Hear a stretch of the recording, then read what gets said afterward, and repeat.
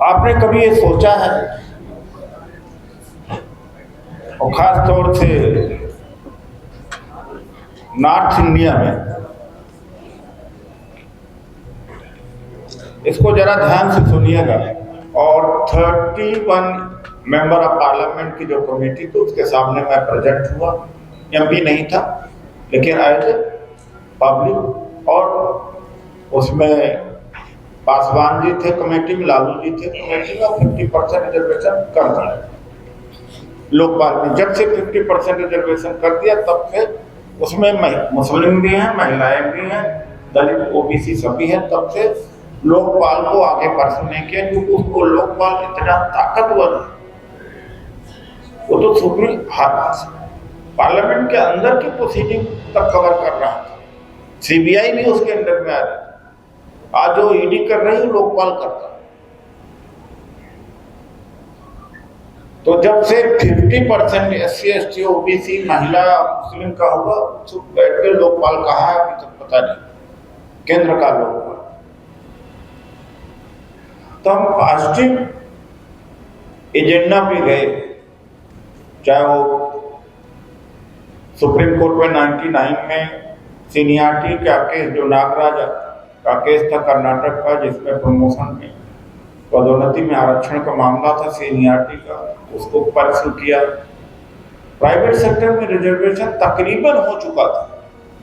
2004 में कांग्रेस ने अपने मैनिफेस्टो में रख लिया था, हम लोग का आंदोलन चला, लेकिन समाज ने सपोर्ट नहीं किया।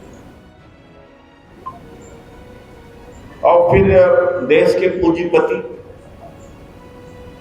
चाहे CII हो, एसोचैम हो, फीकी है, ये सब भागे भागे PMO पहुंचे। प्राइम मिनिस्टर ने कोऑर्डिनेशन कमेटी बनाई, फिर प्राइम मिनिस्टर ने ग्रुप ऑफ ऑफिसर की committee department of promotion and में बनाया, फिर एक GOM बना शरद पवार के लीडरशिप पे, GOM ग्रुप ऑफ मिनिस्टर। उन्होंने रेकमेंड किया कि रिजर्वेशन, प्राइवेट सेक्टर में रिजर्वेशन देने के लिए कॉन्स्टिट्यूशन को चेंज करना पड़ेगा। लेकिन होता है कि कभी एक आदमी कोई खड़ा होकर गाली दे दे या झगड़ा हो जाए, या वो उसको लोग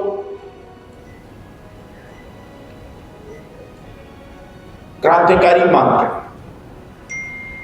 एक आदमी भूख हड़ताल पर बैठ जाए, समस्या का समाधान न हो, वो जेल भेज दिया जाए या मर जाए, उसको आंदोलन मानते हैं। यही विडंबना है।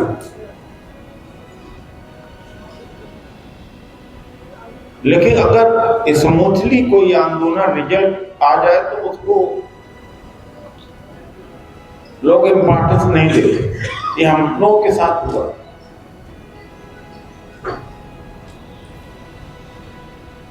खैर, एक बात है, ये बात वजह क्या है कि अवेयरनेस बढ़ रही है, तो उसी की रफ्तार से डिवीजन भी बढ़ा,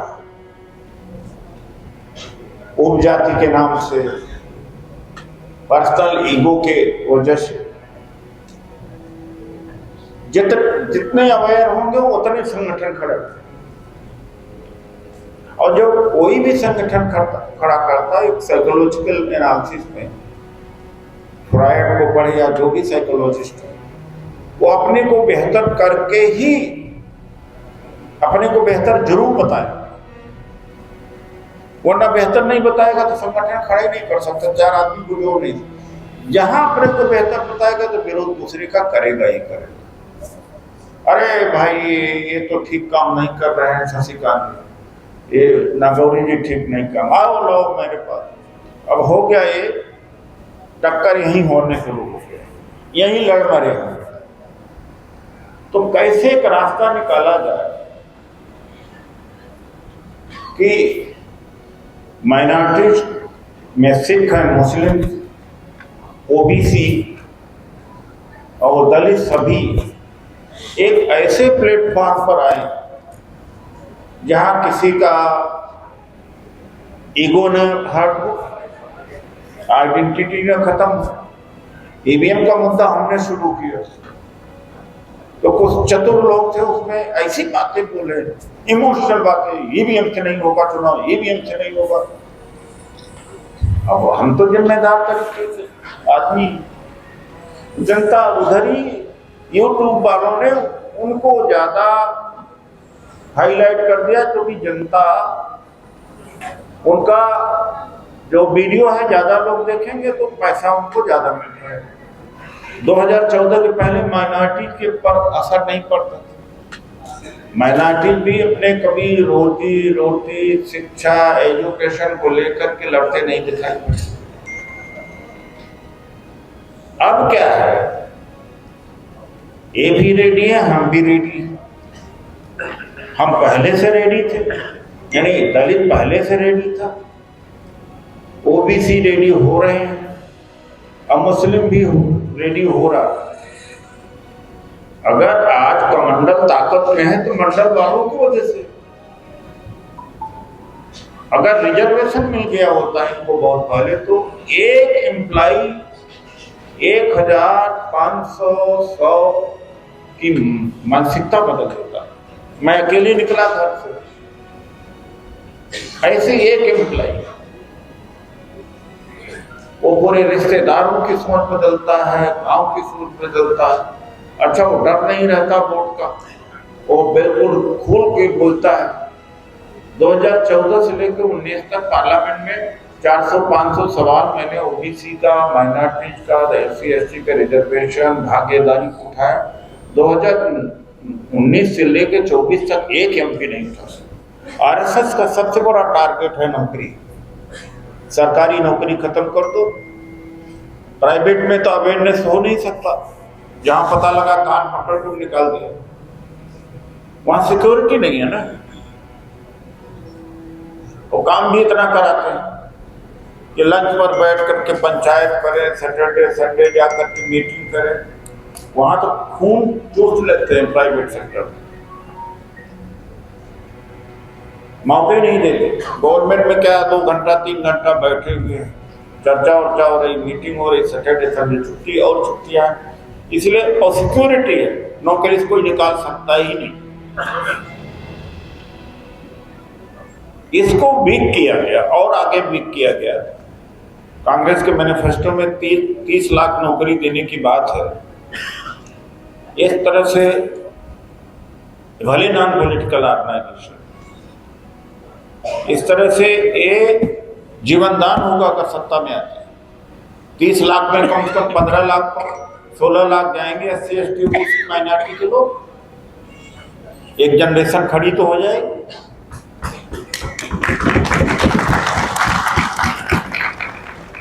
ये मोदी जी जब चीफ मिनिस्टर बने थे गुजरात में, जाते ही सारे डिपार्टमेंट को ठेकेदारी पे देना शुरू कर दिया था।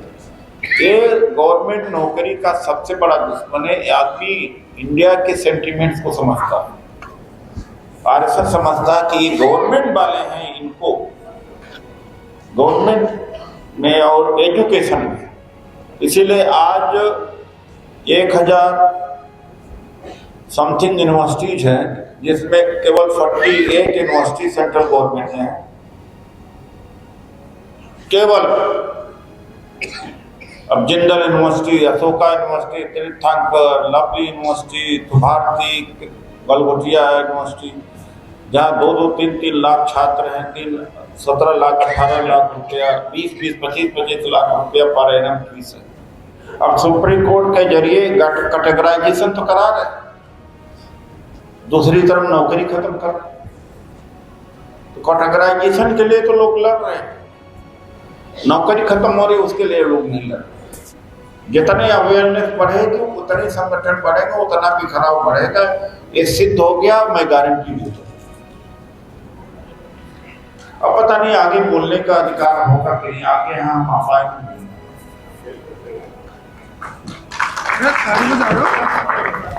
इतना खतरनाक हो, किसी को उठा करके जेल में बंद कर देते। ईवीएम तो ईवीएम भी इसका एक मुद्दा है, इसमें 4-6 बड़े मुद्दे लिया जाए। भाई सिर की ताकत ही है डेमोक्रेसी में सिर की ताकत है। और खासतौर से इस समय जब मीडिया आपकी बात न उठा, तब तो केवल सिर ही, हमारे भाषण से और व्याख्यान से इससे कुछ नहीं। अगर कहीं मुस्लिम प्रॉब्लम में है तो हमारी फर्ज होता कि हम खड़े हो जाए। We must, as if he is our part, ये फीलिंग से ले आना पड़ेगा और इस तरह की बात पूरे देश में फैलानी पड़ेगी। ओबीसी है तो उसको समझाया जाएगा, झगड़ा करते हैं दलित या दलितों में, तो let us be made for each other, सबके लिए, मतलब एक दूसरे के लिए खड़े, एक कॉमन इनमी आइडेंटिफाई करें। और राहुल गांधी जी ने तो आइडेंटिफाई कर दिया है, यह नहीं कि मैं उस पार्टी से हूं। अगर अच्छी बात दूसरे दल का भी आदमी होता तो मैं उसकी प्रशंसा करता। जो सेक्रेटरी कितने हैं गवर्नमेंट ऑफ इंडिया में, या हेड ऑफ डिपार्टमेंट कितने हैं, ये क्यों बेचे जा रहे हैं, कोर्ट क्यों बेचे जा रहे हैं, ताकि नौकरी खत्म हो जाए। 50% आरक्षण की सीमा हट रही। अब तो आजादी और गुलामी की लड़ाई है, लड़ लिए तो आजाद हो जाएंगे, नहीं गुलाम होना तो खैर सामने दिख ही रहा। तो ये जो मैंने कहा, ये ना कि चर्चा इसी पर आ जाए। We have to be on our, we have to focus on our objective, that our objective is to reconstitute, to start a new beginning which can become a history। ये लगे कि इतिहास यहाँ से, एक और इतिहास यहाँ से बना, और ये होगा, बिलीव मी, ट्रस्ट मी। हमने आज तक जो हम लोगों ने जो किया है, सक्सीड किए हैं। कोई ऑर्गेनाइजेशन 25-26 वर्ष तक लगातार कंटिन्यूसली मुद्दों को लेकर के इतना दिन जिंदा नहीं रह सकता, कोई ऑर्गेनाइजेशन नहीं। और हमारे यहाँ कोई कॉन्फ्लिक्ट भी नहीं, हम सबको लेके चलना जानते हैं। और यहाँ से कई एमएलए भी बने, हमारे संगठन से निकल कई एमएलए, कई एमपी बने। भाई आंदोलन से बेनिफिट तो प्रैक्टिकल बेनिफिट अगर उठ जाए तो क्या खराब है, इसे गुड। अगर कोई पहचान बना ले संगठन, लड़ते लड़ते लोगों को इकट्ठा करते हुए, अच्छी बात है, हमारे लिए तो अच्छी बात है। तो वो भी निकले हैं बहुत, but nevertheless the organisation always has remain neutral, non political, will remain non political. वरना उसमें हो सकता कोई बीएसपी का हो, कोई सपा का माइंडेड हो, कोई कांग्रेस माइंडेड हो। तो इसके मतलब अगर जहां हमने पॉलिटिक्स किया वहां तो कोई दिखा जाएगा। I most important from 1997 till today, not an employee, एक एम्प्लॉई को हमें मतलब उसके नौकरी पर आंच नहीं आई। फायदा जरूर हुआ, हम इतना सेफ लेके चलते, जबरदस्ती डंडा मारना और डंडा मरवाना और पानी की बौछार कम नहीं करता। ताकत दिखा तो लाखों की संख्या में खड़ा कर दो, सत्ता इसे डर जाती है भाई। इस समय डेमोक्रेसी जब खतरा है तो इसलिए जरूरत पड़ी है कि आगे मान लीजिए डेमोक्रेसी फंस गई, कॉन्स्टिट्यूशन चेंज होने वाला, एक फोर्स तैयार रहेगी और इस इलेक्शन में भी एक फोर्स काम करे। ये मैं रिक्वेस्ट करता हूं कि कम से कम 10 लाख 20 लाख वोट कितना कुछ तो प्रभावित करते, और building of organisation is more important. आपके अपने ऑर्गेनाइजेशन हैं, सबके ऑर्गेनाइजेशन हैं, वो ऑर्गेनाइजेशन की आइडेंटिटी एज इट इज रहेगी। Rather those organisation will be strengthened. यहाँ से ताकत ले, हम किसी की ताकत नहीं ले रहे, यहाँ से ताकत ले, एक दूसरे के काम आए, सुरक्षा के काम आए, मुद्दा के काम आए, यही मेरा है।